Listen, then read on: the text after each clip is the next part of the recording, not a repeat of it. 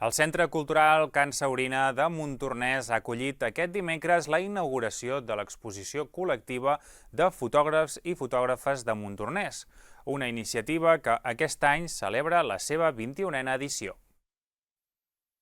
Bruixes, viatges i fotografia monocromàtica són alguns dels protagonistes de la nova edició de l'exposició fotogràfica dels artistes montornesencs, una iniciativa que porta més de 20 edicions mostrant les instantànies més destacades del poble i, sobretot, celebrant el talent local, com la Míriam i l'Ariadna, que fa 5 anys que comparteixen els seus projectes amb aquesta iniciativa. Aquest any hem col·laborat amb una entitat nova del poble que es diu Bruixes Montornès i parlem sobre les 5 dones que les van condemnar per bruixeria aquí a Montornès fa moltes dècades. Hem volgut que cada bruixa tingui un element de la natura.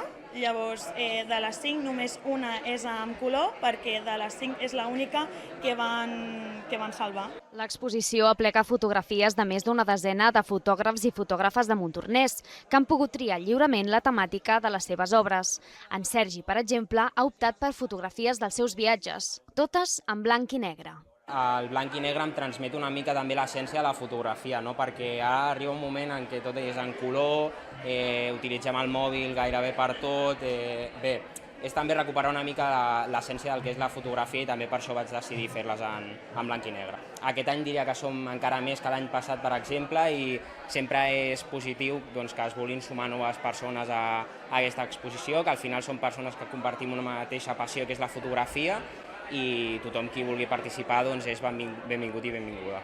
L'exposició es podrà visitar gratuïtament fins al 25 de juliol, de dimecres a divendres, a Can Saurina de Montornès.